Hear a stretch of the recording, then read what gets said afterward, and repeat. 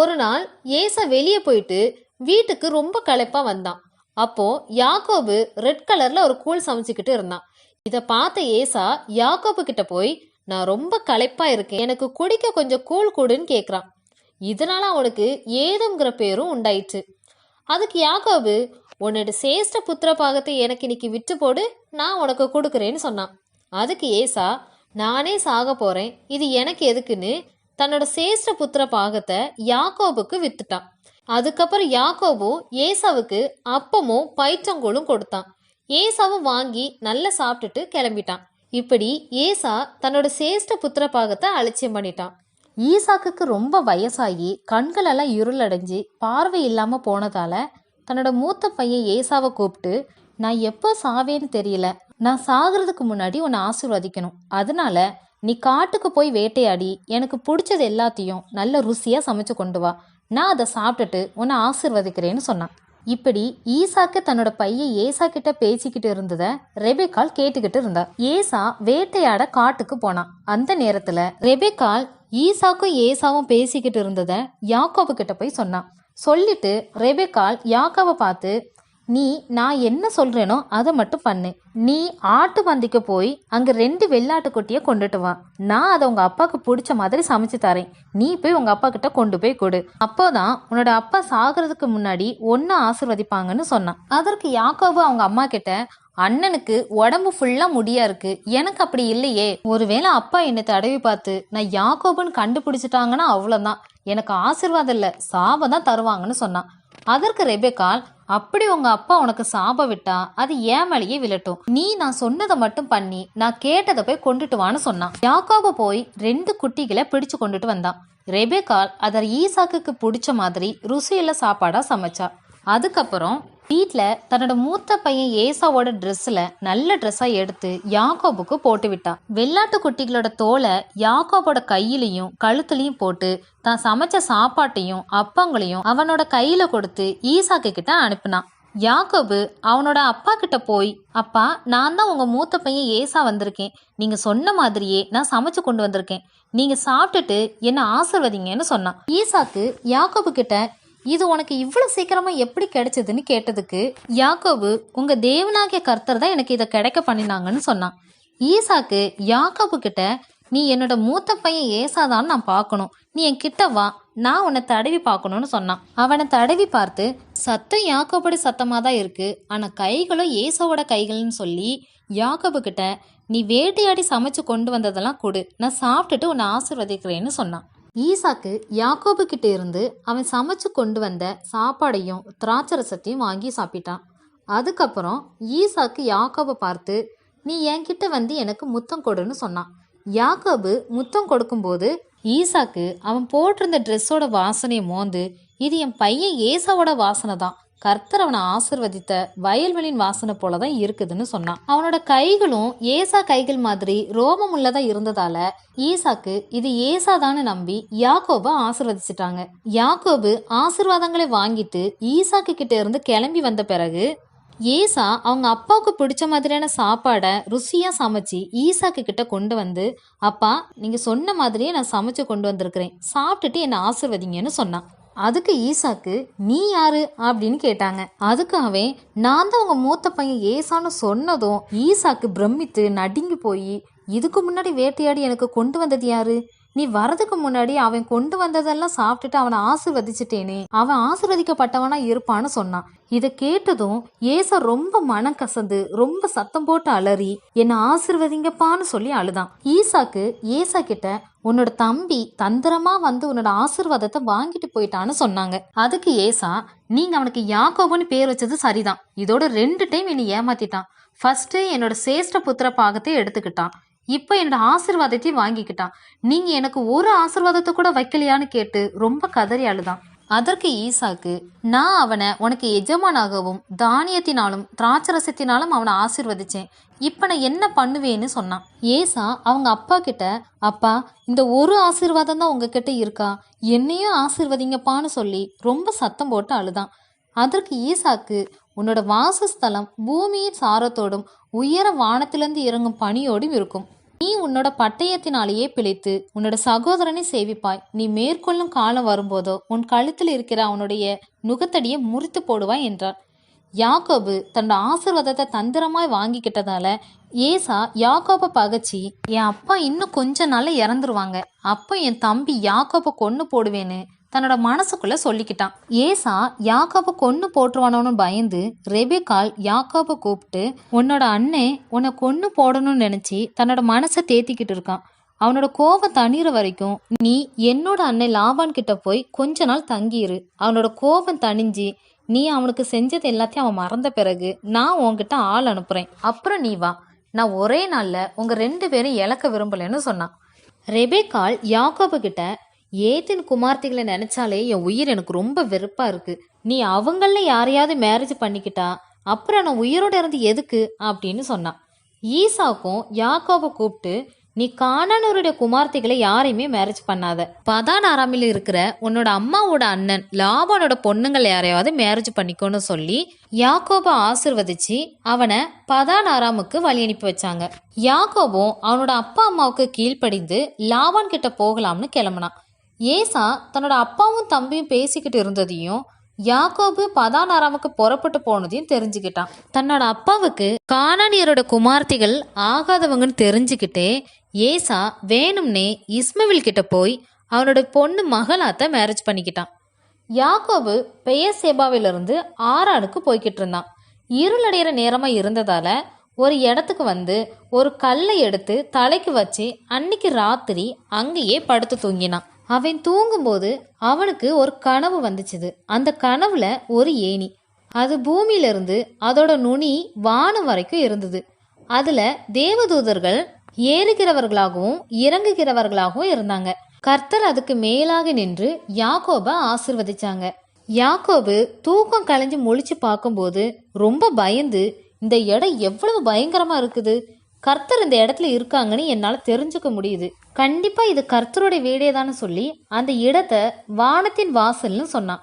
அதுக்கப்புறம் அதிகாலையிலே யாக்கோபு எழுந்து தன்னோட தலைக்கு கீழ் வச்சிருந்த கல்லை எடுத்து அதை ஒரு தூணா நிறுத்தி அதுக்கு எண்ணெய் வார்த்து அந்த இடத்துக்கு பெத்தேல் என்று பேர் வச்சான். அதுக்கு முன்னாடி அந்த ஊருக்கு லூஸ்னு பேர் இருந்தது. அதுக்கப்புறம் யாக்கோபு கர்த்தர்கிட்ட சொன்னது என்னன்னா, நீங்க என் கூடவே இருந்து என்னை காப்பாத்தி எனக்கு இருக்க இடம், உண்ண உணவு, உடுக்க உடையெல்லாம் கொடுத்து மறுபடியும் என்னோட அப்பா வீட்டுக்கு என்னை சமாதானத்தோட வர வச்சிங்கன்னா நீங்க எனக்கு தர எல்லாத்திலுமே நான் தசம பாகம் கொடுக்கறேன்னு சொல்லி பொருத்தனை பண்ணினான். மேலும் நான் தூணா நிறுத்தின இந்த கல் தேவனுடைய வீடு ஆகும்னு சொன்னான். யாக்கோபு அவனோட அப்பா ஊர்ல இருந்து லாபான் ஊருக்கு வந்து சேர்ந்தான். அங்க வயல்வெளியில ஆடு மேய்க்கிறவங்க ஆடுகளுக்கு தண்ணி காட்டாம ஆட்டு மந்தையில சேர்த்துக்கிட்டு இருக்கத பார்த்தான். அந்த ஊர்ல எப்படின்னா, அந்த வயல்வெளியில ஒரு பெரிய கிணறு இருக்கும். அந்த கிணத்த ஒரு பெரிய கல்லை வச்சு மூடி வச்சிருப்பாங்க. ஆடுகள் எல்லாமே சேர்ந்ததுக்கு அப்புறம் தான் அந்த கிணத்துல இருக்கிற கல்லை புரட்டி போட்டுட்டு எல்லா ஆடுகளுக்கும் தண்ணி காட்டுவாங்க. அதுக்கப்புறம் அந்த கிணத்த அந்த கல்லை வச்சு மூடி போட்டுருவாங்க. இது யாக்கோபுக்கு தெரியாது இல்லையா. யாக்கோபு அந்த ஆடு மேய்க்கிறவங்க கிட்ட போய், இப்பவே எதுக்கு எல்லா ஆடுகளையும் மந்தையில சேர்க்குறீங்க, இன்னும் நேரம் இருக்குல்ல, ஆடுகளுக்கு தண்ணி கட்டிட்டு மறுபடியும் மேய விடலாம்லன்னு சொன்னான். அதுக்கு அவங்க, அப்படியல்ல, எல்லா ஆடுகளும் சேர்ந்ததுக்கு அப்புறம் தான் அந்த கிணத்துல இருக்க கல்லை புரட்டி போடுவாங்க, அதுக்கப்புறம் தான் நாங்கள் ஆடுகளுக்கு தண்ணி காட்டுவோம்னு சொன்னாங்க.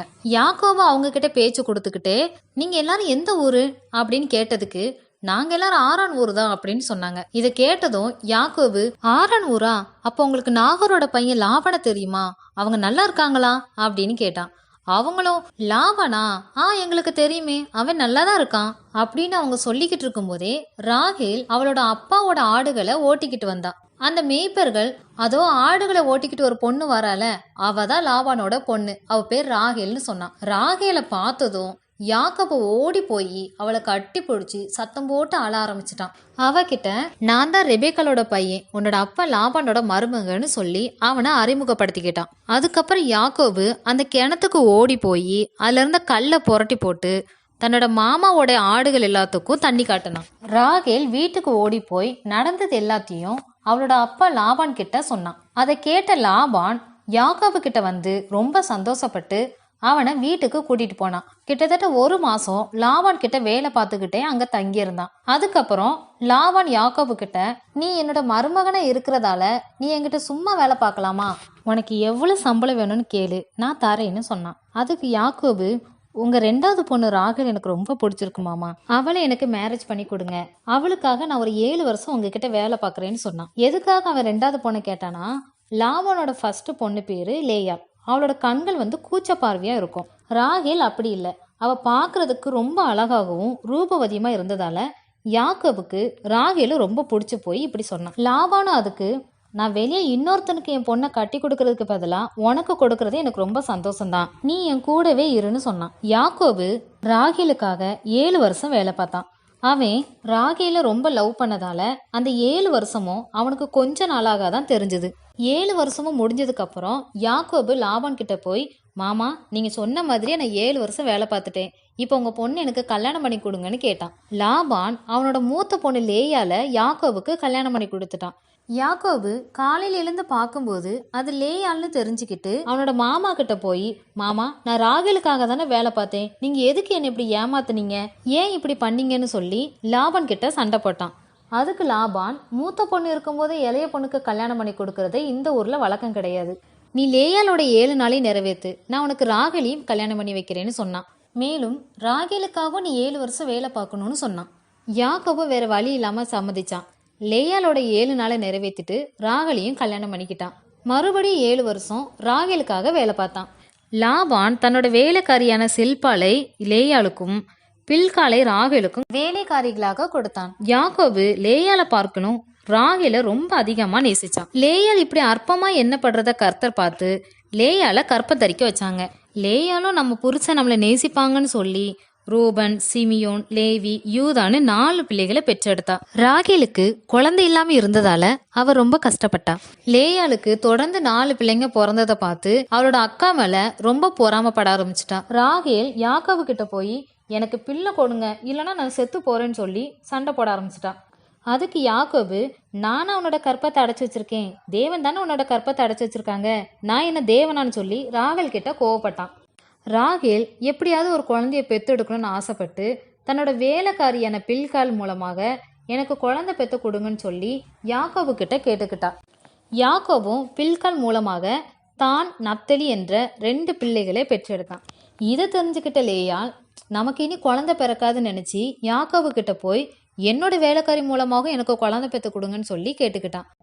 யாக்கோபு வேற வழி இல்லாம சில்பால் மூலமாக காத், ஆசேர் என்னும் 2 பிள்ளைகளை பெற்றெடுத்தான். லேயால் மறுபடி கர்ப்பவதியாகி இசக்கார், செபுலோன், தீனாள் என்ற 3 பிள்ளைகளையும் பெற்றெடுத்தான். அதுக்கப்புறம் கர்த்தர் ராகேலையும் நினைச்சு அவளையும் கற்பம் தரிக்க வச்சாங்க. ராகேல் அவனோட பையனுக்கு யோசேப்புன்னு பேர் வச்சான்.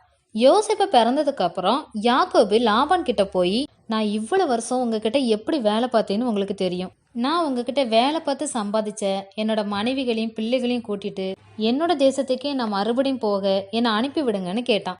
லாபானுக்கு யாக்கோபை அனுப்பி விடுறதுக்கு மனசு இல்லை, ஏன்னா அவனை மாதிரி ஒரு வேலை பார்க்குற ஒரு மனுஷன் கிடைக்கிறது கஷ்டம்னு தெரிஞ்சுக்கிட்டான். அதனால யாக்கோபு கிட்ட, உனக்கு என்ன சம்பளம் வேணும்னாலும் கேளு, அதை நான் கொடுக்குறேன், நீ என் கூடயே இருந்து வேலை பாருன்னு சொன்னான். அதுக்கு யாக்கோபு, இவ்வளவு வருஷம் உங்களுக்காக எவ்வளவு கஷ்டப்பட்டு வேலை பார்த்தேன்னு உங்களுக்கே தெரியும், நான் வரதுக்கு முன்னாடி உங்களுக்கு கொஞ்சம் தான் இருந்தது, இப்போ உங்களுக்கு அதிகமாவே பெருகிருக்கு, இது போதாதா, இனி நான் என்னோட மனைவி பிள்ளைங்களுக்காக நான் சம்பாதிக்கணும், என்னை அனுப்பி விடுங்கன்னு கேட்டான்.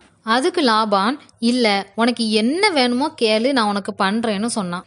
யாக்கோபு வேற வழி இல்லாம லாபான் கிட்ட, எனக்கு சம்பளம்லாம் ஒண்ணு வேண்டாம், நான் சொல்றபடி நீங்க எனக்கு பண்ணீங்கன்னா நான் மறுபடியும் உங்க ஆட்டு மந்தைகளை மேய்க்கிறேன், நான் இன்னைக்கே ஆட்டு மந்தைக்கு போறேன், அங்க புள்ளியும் வரியும் உள்ள கருப்பும் உள்ள செம்மறி ஆடுகளையும் வரியும் புள்ளியும் உள்ள வெள்ளாடுகளையும் பிரிக்கிறேன், அது எனக்கு சம்பளமா இருக்கட்டும்னு கேட்டான். இது இல்லாம வேற ஆடுகள் என்கிட்ட இருந்துச்சுன்னா நான் அதை திருடிட்டேன்னு சொல்லி நீங்க என்னை என்ன வேணும்னாலும் பண்ணுங்கன்னு சொன்னான். லாபானும் அதுக்கு சம்மதிச்சான்.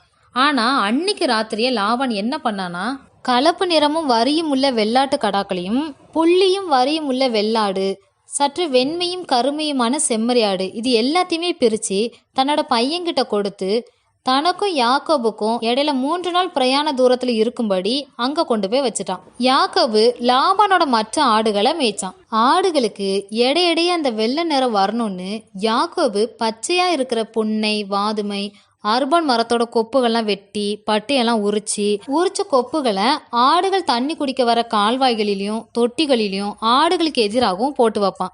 ஆடு தண்ணி குடிக்க வரும்போது அந்த கொப்புகளுக்கு முன்னாடி போடுற குட்டிகள் எல்லாம் கலப்பு நிறம் உள்ளதும் புள்ளி உள்ளதும் வரி உள்ளதுமான குட்டிகளே போட்டுச்சு. அந்த குட்டிகள் எல்லாத்தையும் யாக்கோபு பிரிச்சு கொண்டுட்டு அந்த ஆட்டுக்குட்டி எல்லாத்தையுமே யாக்கோபு லாபானோட மந்தையில சேர்க்காம தனியா எடுத்து வச்சிருப்பான். இப்படி பலத்த ஆடுகள் குட்டி போடும்போது யாக்கோபு அந்த கொப்புகள் எல்லாத்தையும் ஆடுகள் பாக்குற மாதிரி கால்வாயில போட்டு வைப்பான். பலவீனமான ஆடுகள் பொழியும் போது அந்த கொப்புகளை போட மாட்டான். இதனால பலவீனமானவைகள் எல்லாமே லாபான் கிட்டையும் பலமுள்ளவைகள் எல்லாமே யாக்கோபு கிட்டையும் சேர்ந்துச்சு. இப்படி யாக்கோபு நிறைய சம்பாதிச்சான். திரளான ஆடுகளும் வேலைக்காரிகளும் வேலைக்காரங்களும் ஒட்டகங்களும் கழுதைகளும் இப்படி எல்லாமே உடையவனா அவன் இருந்தான். யாக்கோபு இப்படி அதிகமா சம்பாதிக்கிறத பார்த்த லாபான் ரொம்ப பொறாமப்பட்டு இனி உனக்கு கலப்பு நிறமானவைகள் தான் உனக்கு சம்பளமா இருக்கும்னு சொன்னான்.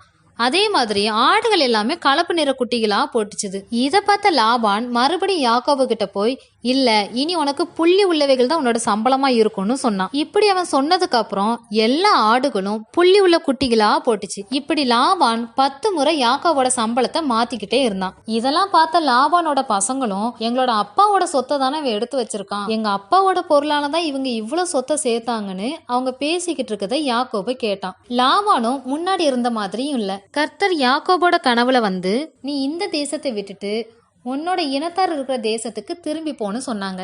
யாக்கோபு லேயாலையும் ராகேலையும் கூப்பிட்டு இது வரைக்கும் நான் உங்க அப்பாவுக்கு என்னால முடிஞ்ச எல்லா வேலையும் நான் பார்த்துருக்கேன், அது உங்களுக்கு நல்லாவே தெரியும். என்னோட சம்பளத்தை 10 முறை மாத்திருக்காங்க, அப்படி இருந்து நான் உண்மையாதான் இருந்திருக்கேன். நாம கிளம்பி கானான் தேசத்துக்கு போகலான்னு சொல்லி ராகேல் கிட்டையும் லேயால் கிட்டையும் சொல்லிக்கிட்டு இருந்தான். ராகேல் என்ன பண்ணானா தன்னோட அப்பா ஆடுகளுக்கு முடிவிட்டு போன நேரத்துல ராகேல் தன் அப்பாவோட குல தெய்வங்களோட சொரூபத்தை திருடி வச்சுக்கிட்டா.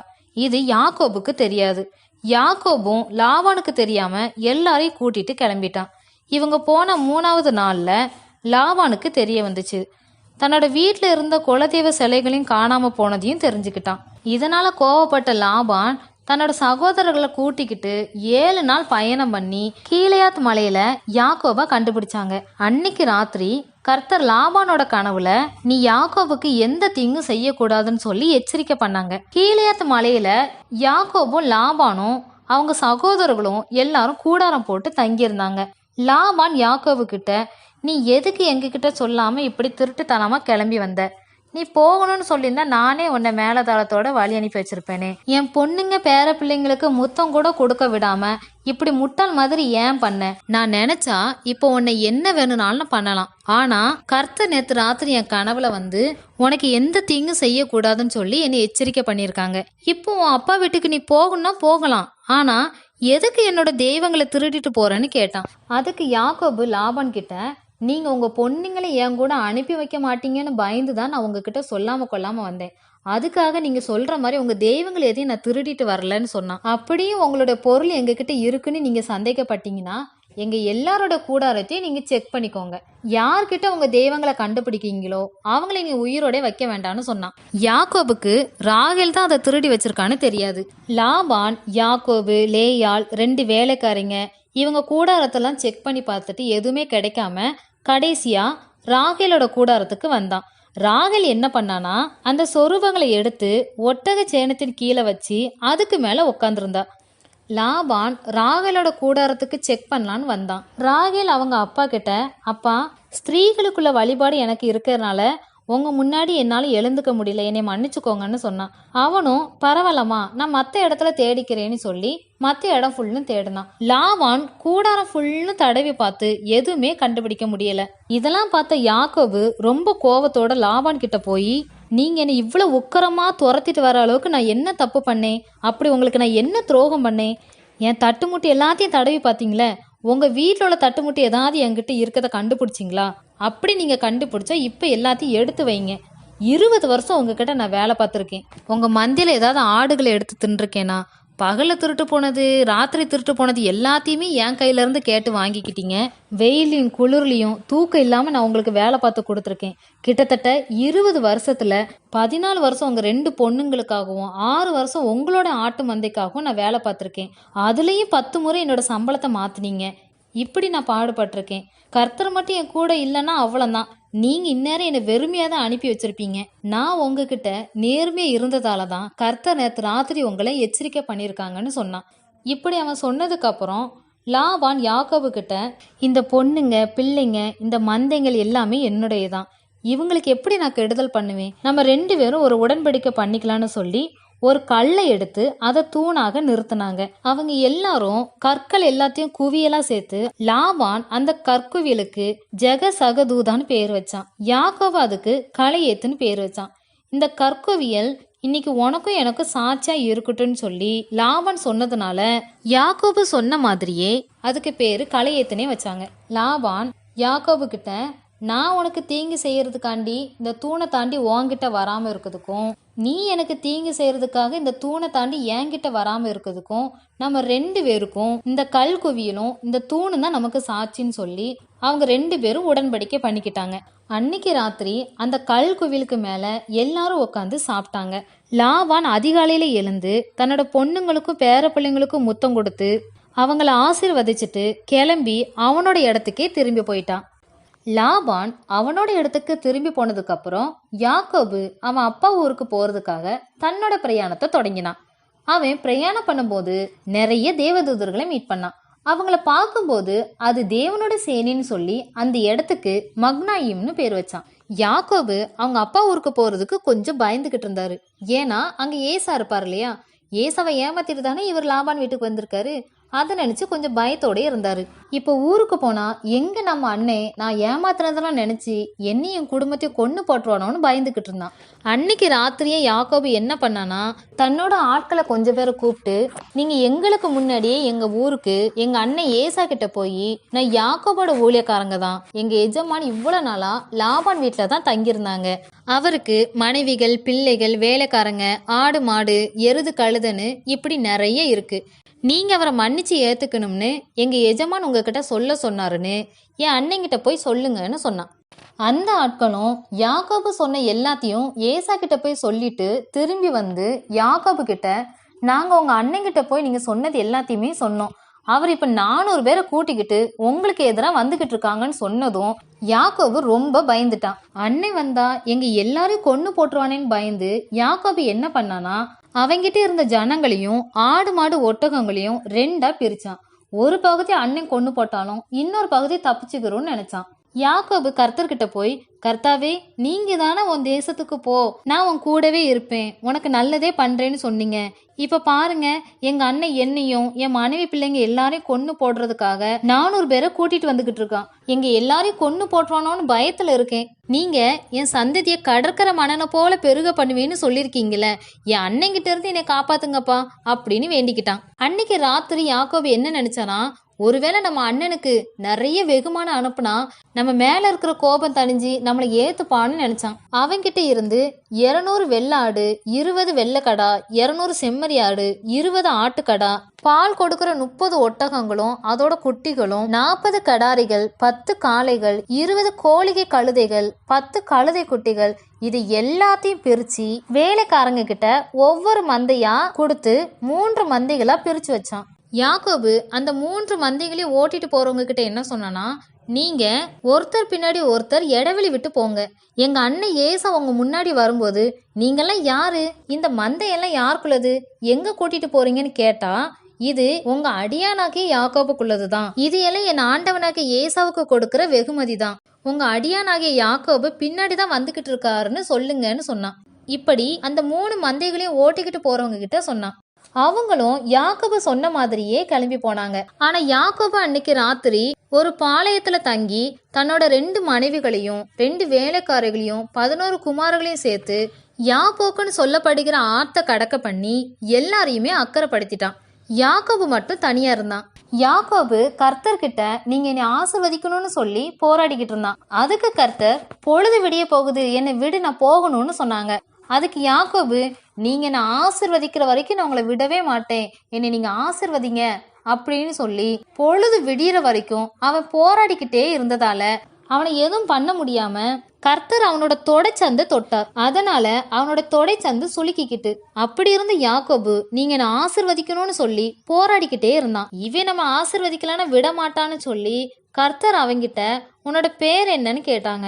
அதற்கு அவன் யாக்கோபுன்னு சொன்னான். அதுக்கு கர்த்தர், நீ தேவனோடு மனிதனோடு போராடி மேற்கொண்ட, இனி உன் பேர் யாக்கோபு இல்லப்பா, உன் பேர் இஸ்ரவேலுன்னு சொன்னாரு. யாக்கோபு, உங்க பேர் என்னன்னு நான் தெரிஞ்சுக்கணும் சொல்லுங்கன்னு சொன்னதுக்கு, நீ என்னோட பேரை கேட்குறியா அப்படின்னு சொல்லி அங்கேயே அவனை ஆசீர்வதிச்சாங்க. யாக்கோபு, நான் தேவனை முகமுகமா பார்த்துட்டேன், நான் உயிர் தப்பி பிழைச்சிருக்கேன்னு சொல்லி அந்த இடத்துக்கு பெனியேல்னு பேர் வச்சான். அவனோட தொடை சுளுக்கிக்கிட்டதால பெனியேல கடந்து போகும்போது அவன் நொண்டி நொண்டி நடந்து போனான். இஸ்ரவேல் புத்திரர் இன்னைக்கு வரைக்கும் யாருமே தொடை சந்த நரம்ப புசிக்க மாட்டாங்க. ஏசா 400 பேரை கூட்டிட்டு வரதை பார்த்த யாக்கோபு பயந்து போய் வேலைக்காரிகளையும் அவளோட பிள்ளைகளையும் முதலிலும், லேயாலையும் அவளோட பிள்ளைகளை 2வதாகவும், ராகலையும் யோசப்பையும் 3வதாகவும் நிறுத்தி வச்சுட்டு யாக்கோபு அவங்களுக்கு முன்னாடி போய் தரையில 7 தடவை விழுந்து தன்னோட அண்ணனை வணங்கி தன்னோட அண்ணன் ஏசா கிட்ட நெருங்கி போனான். ஏசா யாக்கோபை பார்த்ததும் அவங்கிட்ட ஓடி வந்து அவன் பண்ண எதையுமே நினைக்காம அவனை தழுவி கழுத்தை கட்டி கொண்டு முத்தம் கொடுத்து 2 பேரும் சந்தோஷத்துல ஆள ஆரம்பிச்சுட்டாங்க. ஏசா யாக்கோபு கிட்ட இந்த பொண்ணுங்களும் பிள்ளைங்களும் யாருன்னு கேட்டான். அதுக்கு யாக்கோபு, என்னோட மனைவி பிள்ளைங்க தான்னு சொன்னான். அவங்க எல்லாரும் ஏசாவை வணங்கினாங்க. அதுக்கப்புறம் ஏசா யாக்கோபு கிட்ட, சரி எனக்கு முன்னாடி அனுப்பி விட்டியே அந்த மந்தையெல்லாம் என்னத்துக்கு அப்படின்னு கேட்டான். நீங்க இனி எதுவும் பண்ணிடக்கூடாதுன்னு தான் உங்களுக்கு வெகுமானமா அதை நான் அனுப்புனேன்னு சொன்னான். அதுக்கு ஏசா, என்கிட்ட போதுமான அளவுக்கு எல்லாமே இருக்கு, வாங்குள்ளதை நீயே வச்சுக்கோன்னு சொன்னான். அதுக்கு யாக்கோபு, அப்படி இல்லைன்னா நீங்கள் என்னை உண்மையாகவே மன்னிச்சு ஏற்றுக்கிட்டீங்கன்னா இது எல்லாத்தையும் என்கிட்ட இருந்து வாங்கிக்கோங்க. நீங்கள் இப்போ என் மேலே அன்பாக இருக்கீங்க, உங்களை பார்க்கும்போது எனக்கு தேவனோட முகத்தையே பார்த்த மாதிரி இருக்கு, தேவன் எனக்கு வேண்டிய எல்லாத்தையுமே கொடுத்துருக்காங்க, அதனால நீங்கள் இதை என்னோட காணிக்கையாக வாங்கிக்கோங்கன்னு சொல்லி ரொம்ப வற்புறுத்தி கேட்டதால ஏசாவும் வாங்கிக்கிட்டான். ஏசா, சரி நீ கிளம்பு, 2 பேரும் ஒன்னாவே போகலாம்னு சொன்னான். அதுக்கு யாக்கோபு, இல்லைண்ணா நீங்க எங்களுக்கு முன்னாடியே போங்க, நம்ம கிட்ட சின்ன பிள்ளைங்களாம் இருக்காங்க, அது மட்டும் இல்லாம கறவையான ஆடு மாடுகளும் நிறைய இருக்கு, எல்லாத்தையும் ஒரே நாள்ல ஓட்டிட்டு வந்தா எல்லாமே செத்து போயிரும், நீங்க போங்க, நான் எல்லாத்தையும் மெதுவா ஓட்டிட்டு வந்துடுறேன்னு சொன்னான். ஏசாவும், சரிடா, அப்போ என்கிட்ட இருக்கிற ஜனங்களை கொஞ்சம் பேரை உங்ககிட்ட விட்டுட்டு போறேன்னு சொன்னதுக்கு, அதெல்லாம் என்னத்துக்கு நான் வேண்டாம், நீங்க என்னை மன்னிச்சதே எனக்கு போதும்னு சொன்னான். ஏசாவும், சரி அப்ப நான் முன்னாடி போறேன், நீ வான்னு சொல்லி சேயிருக்கு போனான். யாக்கோபு சுக்கோத் ஊர்ல அவனுக்கு ஒரு வீடு கட்டி மிருக ஜீவன்களுக்கும் கொட்டாரங்களை போட்டான். அதுக்கப்புறம் அங்கிருந்து கிளம்பி கானான் தேசத்துல இருக்கிற சாலேம் பட்டணத்தை ஏமோரின் புத்திரர்கிட்ட இருந்து 100 வெள்ளி காசுக்கு விலைக்கு வாங்கி அங்க கூடாரம் போட்டு தங்கியிருந்தான். யாக்கோபுக்கு 12 ஆண் பிள்ளைங்களும் ஒரே ஒரு பெண் பிள்ளையும் தான் இருக்காங்க. லேயாள் யாக்கோபுக்கு 7வதாக பெற்ற பிள்ளை தான் இந்த தீனாள். இவன் ஒரு நாள் என்ன பண்ணானா, பக்கத்துல இருக்க சீக்கே பட்டணத்துக்கு போய் அங்க இருக்கிற பொண்ணுங்களை பார்த்துட்டு வரேன்னு சொல்லிட்டு வீட்டுல இருந்து கிளம்பி போனான். அந்த பட்டணத்தோட பிரபு யாருன்னா ஏமோரின் பையன் சீக்கியம் தான். அவன் தீனாலை பார்த்ததும் அவன் மேல ஒரு கண்ணு வச்சிருந்தான். அவன் அவங்க அப்பா கிட்டையும் இந்த பொண்ணனை எப்படியாவது அடையணும்னு சொல்லிக்கிட்டு இருந்தான். அவன் தீனாலை அடையணுங்கிற ஆசையில அவன் மேலேயே கண்ணா இருந்து அவகிட்ட போய் ஆசை வார்த்தைகள்லாம் பேசி அவளை தன்னோட வலையில விழ வச்சான். இப்படி ஒரு நாள் என்ன பண்ணிட்டானா, தீனாலை தீட்டுப்படுத்திட்டான். தன்னோட மகளை சீக்கிரம் வந்து கலங்கப்படுத்திட்டாங்கிற விஷயத்த யாக்கோபு கிட்ட வந்து சொன்னாங்க.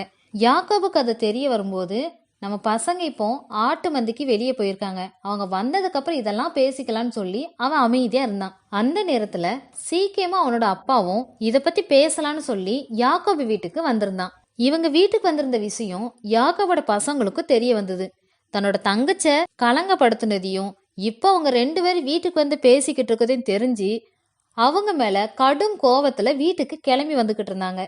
ஏமோர் யாக்கோபு கிட்டையும் அவனோட பசங்க கிட்டையும், என் பையன் பண்ணது தப்பு தான், அவன் மேல இருக்க பிரியத்தினால இப்படி பண்ணிட்டான், அவனை மன்னிச்சிருங்க, இப்போவும் என் பையன் உங்க பொண்ணை கல்யாணம் பண்ணி அவளை மனைவி ஆக்கிக்கணும்னு நினைக்கிறான், நம்ம 2 குடும்பமும் சம்மந்தம் பண்ணிக்கலாம், எங்க வீட்டு பொண்ணுங்களை உங்களுக்கும் உங்க வீட்டு பொண்ணுங்களை எங்களுக்கும் கொடுத்து 2 பேருமே சம்மந்தம் பண்ணிக்கலாம், இந்த தேசத்துல நீங்க எங்க வேணாலும் குடியிருக்கலாம், என்ன வியாபாரம்னாலும் பாத்துக்கலாம், எவ்வளவு நாளும் சம்பாதிச்சுக்கிட்டு இங்கேயே கூட நீங்க இருக்கலாம்னு சொன்னான். இப்படி சீக்கியமோட அப்பா ஏமோர் சொல்லி முடிச்சதுக்கு அப்புறம் சீக்கியமும் அவரோட அப்பா அண்ணங்க கிட்ட, நான் பண்ண தப்புக்கு என்னை மன்னிச்சிருங்க, நீங்க என்கிட்ட என்ன கேட்டாலும் நான் தாரேன், உங்களுக்கு பரிசு வெகுமதி இப்படி நீங்க என்ன கேட்டாலும் நான் கொடுக்குறேன், நீங்க என்ன சொன்னாலுமே நான் செய்யறேன், உங்க பொண்ணை மட்டும் எனக்கு மனைவியா கொடுங்கன்னு கேட்டான். அதுக்கு யாக்கோபோட பசங்க, எங்களோட தங்கச்சை தீட்டுப்படுத்திட்டு இங்க வந்து சம்மந்தம் பேசுறியா? விருத்த சேதனை இல்லாத ஒருத்தனுக்கு எங்க தங்கச்சை நாங்க கொடுக்க மாட்டோம். அப்படி பண்றது எங்களுக்கு அவமானமா இருக்கும். அப்படி உனக்கு உண்மையிலேயே என் தங்கச்சை கல்யாணம் பண்ணிக்கணும்னு ஆசைப்பட்டனா நீயும் உன் கூட இருக்கிற எல்லா ஆண் மக்களும் எங்களை மாதிரியே விருத்த சேதனம் பண்ணிக்கணும். நீங்க எங்களை மாதிரி இருந்தீங்கன்னா மட்டும்தான் நீங்க சொல்றதுக்கு நாங்க சம்மதிப்போம். அப்படி நீங்க பண்ணும்போது நாங்களும் நீங்க சொன்ன மாதிரியே நம்ம பொண்ணு கொடுத்து பொண்ணு எடுத்துட்டு 2 பேரும் ஒண்ணுக்குள்ள ஒன்னாவே இருக்கலாம். ஒருவேளை நீங்க இல்ல இல்ல எங்களால விருத்த சேதனம் பண்ண முடியாது அப்படி நீங்க சொன்னீங்கன்னா நாங்க எங்க தங்கச்சி எங்க கூட்டிட்டு வந்துருவோன்னு யாக்கோவோட பசங்க பேசிக்கிட்டு இருந்தாங்க. ஏமருக்கும் அவனோட பையனுக்கும் அவங்க பேசினது எல்லாமே நல்லதா தான் பட்டுச்சுது. சீக்கிரமும் தீனால் மேல ரொம்ப பிரியம் வச்சிருந்ததால இவன் விருத்த சேதனை பண்றதுக்கு லேட் பண்ணாம அவங்க சொன்னதை பண்றதுக்காக உடனே இந்த வேலைகள் எல்லாம் ஆரம்பிச்சிட்டான். ஏமரும் அவனோட பையனும் அவங்களோட பட்டணத்து வாசல் கிட்ட போகும்போது அங்கிருந்த மனுஷங்க கிட்ட போய் நாங்க யாக்கோபு வீட்டுல போய் பேசிட்டு வந்தோம். அவங்க இப்ப நம்ம கூட சமாதானமா இருக்கிற மாதிரிதான் இருக்குது. அவங்களும் நம்ம தேசத்துல கூடியிருந்து இங்கே வியாபாரம் பண்ணி இருந்துக்கிட்டோம். நம்ம தேசம் பெருசா தானே இருக்குது. 2 குடும்பத்திலயும் பொண்ணு கொடுத்து பொண்ணு எடுத்தா அவங்க நம்ம கூட தானே இருப்பாங்க. அப்படி அவங்க நம்ம கூட இருந்தா அவங்களோட ஆடு மாடு ஆஸ்தி இப்படி எல்லா மிருக ஜீவங்களும் நம்ம கிட்டே வந்துரும் இல்லையா? ஆனா அவங்க நமக்கு ஒரு நிபந்தனை வச்சிருக்காங்க. என்னன்னா அவங்க எல்லாரும் விருத்த சேதனை பண்ணப்பட்டவர்களா இருக்கிற மாதிரி நம்ம கிட்ட இருக்கிற எல்லா ஆண் மக்களும் விருத்த சேதனை பண்ணிக்கணுமா. அப்பதான் அவங்க நம்ம கூட ஒண்ணுக்குள்ள ஒன்னா இருப்போம்னு சொல்றாங்க. நம்ம இதுக்கு சம்மதிச்சாதான் அவங்க நம்ம கூட இருப்பாங்களாம். அவங்க சொன்ன மாதிரி நம்ம தேசத்துல இருக்கிற எல்லா ஆண் மக்களும் விருத்த சேதனை பண்ணிக்கிட்டா நானும் அந்த பொண்ணை கல்யாணம் பண்ணிப்பேன்னு அந்த பட்டணத்து வாசல இருந்த எல்லா மனுஷங்க கிட்டையும் சீக்கிரம் சொல்லிக்கிட்டு இருந்தான். சீக்கிரம் அந்த பட்டணத்தோட பிரபுவா இருக்கிறதுனாலையும் அங்க இருக்கிற எல்லாருமே சீக்கிரம் சொன்னதுக்கு சம்மதிச்சாங்க. ஏமோர் சொன்னதையும் அவனோட பையன் சொன்னதையும் கேட்டு ஏமோர் பட்டணத்து வாசல்ல வர எல்லா ஆண் மக்களும் விருத்த சேதனை பண்ணிக்கிட்டாங்க. ஆனா 3வது நாள்ல என்னாச்சுன்னா அவங்க எல்லாருக்குமே புண்ணு வந்துருச்சுது. இதை கேள்விப்பட்ட யாக்கோபோட பசங்க சிமியோனும் லேவியனும் இவங்க 2 பேரும் அவங்க பட்டணத்துக்கு போய் அங்கிருந்த எல்லா ஆண் மக்களையும் பட்டயத்தால கொண்டு போட்டுட்டான். அவங்கள மட்டும் இல்லாம ஏமோரையும் அவனோட பையன் சீக்கேமையும் கொண்டு போட்டுட்டாங்க. சீக்கேம் வீட்டுல இருந்த தன்னோட தங்கச்சியையும் அவங்களோட வீட்டுக்கு கூட்டிட்டு வந்துட்டாங்க. இவ்வளவு பண்ணியும் யாக்கோவோட பசங்களுக்கு கோவம் தனியாம தன்னோட தங்கச்சி தீட்டுப்படுத்தணுங்கிற கோவத்திலையும் அந்த பட்டணத்துக்கு போய் வெட்டுப்பட்டவங்களுடைய ஆடு மாடு கழுதை இப்படி எல்லாத்தையுமே அவங்க கொள்ளையடிச்சிட்டாங்க. அது மட்டும் இல்லாம பட்டணத்துக்கு வெளியே இருந்த எல்லாத்தையும் அவங்களோட தட்டுமுட்டு ஜாமான்களையும் எடுத்துக்கிட்டு அவங்களோட எல்லா குழந்தைங்களையும் பொண்ணுங்களையும் சிறப்பிடிச்சிட்டு வீட்டுல இருந்த எல்லா பொருளையுமே கொள்ளையடிச்சிட்டாங்க. யாக்கோபு சிமியோனையும் லேவியனையும் பார்த்து கானானியர்கிட்டையும் வெறு சிறு இடத்துலயும் எனக்கு இருந்த நல்ல பேரையும் நீங்க கெடுத்துட்டீங்க. இவ்வளவு நாளா நம்ம ஒண்ணுக்குள்ள ஒன்னா இருந்தோம். இனி எப்படி அவங்க மூஞ்சில நான் முழிப்பேன்? அவங்க என்னை பத்தி என்ன நினைப்பாங்க? நீங்க பண்ண வேலையில இப்ப அவங்க எல்லாரும் நமக்கு எதிராக கூட்டம் கூடி ஒன்னா வந்தா என்னையும் நம்ம குடும்பத்தையும் இப்ப ஒண்ணு இல்லாம வெட்டி போட்டுருவாங்க. நம்ம கிட்ட கொஞ்சம் ஜனங்க தான் இருக்காங்க. நம்ம எப்படி தப்பிக்க முடியும்? நீங்க 2 பேரும் ஏன்டா இப்படி பண்ணீங்கன்னு சொல்லி யாக்கோபு ரொம்ப பயந்துகிட்டு இருந்தான். சிமியோனும் லேவியனும் யாக்கோபை பார்த்து எங்க தங்கச்சி அவங்க தீட்டுப்படுத்தினது மட்டும் சரியா, அவங்க பண்ணது மட்டும் நியாயமா அப்படின்னு கேட்டான். கர்த்தர் யாக்கோபு கிட்ட நீ பெத்தேலுக்கு போய் அங்க எனக்கு ஒரு பலிபீடத்தை கட்டுன்னு சொன்னாங்க. யாக்கோபும் அவன் கூட இருந்தவங்க கிட்டையும் வீட்டுல இருந்த எல்லாரையும் கூப்பிட்டு நாம எல்லாரும் பெத்தேலுக்கு கிளம்பி போக போறோம். கர்த்தர் என்கிட்ட நீ பெத்தேலுக்கு போய் அங்க எனக்கு ஒரு பலிபீடத்தை கட்டுன்னு சொல்லியிருக்காங்க. அதனால உங்க யார்கிட்டயாவது அந்நிய தெய்வங்கள் இருந்துச்சுன்னா அதை இப்பவே தூர போட்டுருங்க. உங்களை சுத்தம் பண்ணிக்கிட்டு நல்ல வஸ்திரத்தை மாத்திட்டு வாங்க, நாம எல்லாரும் கிளம்பலான்னு சொன்னான். இதை கேட்ட எல்லாருமே அவங்க கிட்ட இருந்த எல்லா அந்நிய தெய்வங்களையும் அவங்களோட காது அணிகளையும் கலட்டி யாக்கோபு கிட்ட கொடுத்தாங்க. யாக்கோபு அது எல்லாத்தையும் ஒரு கர்வாலி மரத்துக்கு கீழே புதைச்சு வச்சுட்டான். அதுக்கப்புறம் யாக்கோபு அவன் கூட இருந்த எல்லோரும் கானான் தேசத்துல இருக்கிற பெத்தேலுக்கு வந்து சேர்ந்தாங்க. அங்க யாக்கோபு தேவனுக்கு ஒரு பலிபீடத்தை கட்டி அந்த இடத்துக்கு ஏல் பெத்தேல்னு பேர் வச்சான். இந்த பிரயாணத்துல ரெபேக்காலோட நர்ஸ் தெபோரால் இறந்து போயிடுறாங்க. அவங்கள பெத்தேலுக்கு பக்கத்துல இருக்கிற ஒரு கர்வாலி மரத்துக்கு கீழே அடக்கம் பண்ணினாங்க. அதனால அந்த இடத்துக்கு அல்லோன் பாகோத் என்கிற பேரும் வந்துச்சு. கர்த்தர் யாக்கோபோட தரிசனத்துல வந்து அவனோட பேசி அவனை ஆசீர்வதிச்சு அவங்க கூட பேசி முடிஞ்சு எழுந்து போனதுக்கு அப்புறம் அந்த இடத்துல ஒரு கல்ல தூணா நிறுத்தினான். அதுக்கு மேல பான பலிய ஊத்தி எண்ணெயும் வார்த்தான். அதுக்கு பெத்தேலுன்னு பேர் வச்சான். அவங்க பெத்தேலை விட்டு கிளம்பி எப்ராத்துக்கு வர்றதுக்கு கொஞ்சம் தூரமா இருக்கும்போது ராகேலுக்கு பிரசவ வலி வந்துருச்சு. அவ பிரசவ வலியில ரொம்ப வேதனைப்பட்டுக்கிட்டு இருந்தா. அவ வேதனைப்படுறத பார்த்த மறுத்து வச்சிங்க, பயப்படாதம்மா, கண்டிப்பா உனக்கு ஒரு ஆம்பளை பையன் பிறப்பான்னு சொன்னாங்க. அவளோட கடுமையான பிரசவ வலியிலையும் ராகேலுக்கு ஒரு பையன் பிறந்தான். ராகேல் அந்த பையனுக்கு பெனோனின்னு பேர் வச்சான். யாக்கோபு பென்யமின்னு பேர் வச்சான். பென்யமின் பிறந்த பிறகு ராகேல் இறந்து போயிட்டா. அவளை எப்ராத்து ஊருக்கு போற வழியில அவளை அடக்கம் பண்ணினாங்க. யாக்கோபு அவளோட கல்லறைக்கு மேல ஒரு தூணை நிறுத்தினான். அதுக்கப்புறம் யாக்கோபு தன்னோட அப்பா ஈசாக்கு ஊருக்கு வந்து சேர்ந்தான். ஈசாக்குக்கு ரொம்ப வயசானதுனால அவரும் கொஞ்ச நாள்ல இறந்து போயிடுறாங்க. ஈசாக்க ஏசாவும் யாக்கோபும் சேர்ந்து அவங்களோட அப்பாவை அடக்கம் பண்ணினாங்க. அதுக்கப்புறம் ஏசா யாக்கோபு கிட்ட வந்து, நம்ம 2 பேருக்குமே ஜனங்கள் வந்து அதிகமா இருக்காங்க. இவ்வளவு ஜனக்கூட்டத்தையும் கண்டிப்பா பூமி தாங்கிக்காது. ஏன்னா நம்மகிட்ட ஆடு மாடு கழுத ஒட்டகம் ஜனங்கன்னு இப்படி நிறைய பேர் பெருகி இருக்காங்க. நம்ம 2 பேரும் ஒரே இடத்துல இருக்க முடியாது. அதனால நான் வேற தேசத்துக்கு போறேன்னு சொல்லி ஏசா யாக்கோபை விட்டு பிரிஞ்சு வேறொரு தேசத்துல போய் குடியிருந்தான். ஆமீன். மறக்காம நம்ம சேனலை சப்ஸ்கிரைப் பண்ணுங்க. மீண்டும் அடுத்த வீடியோவில் உங்களை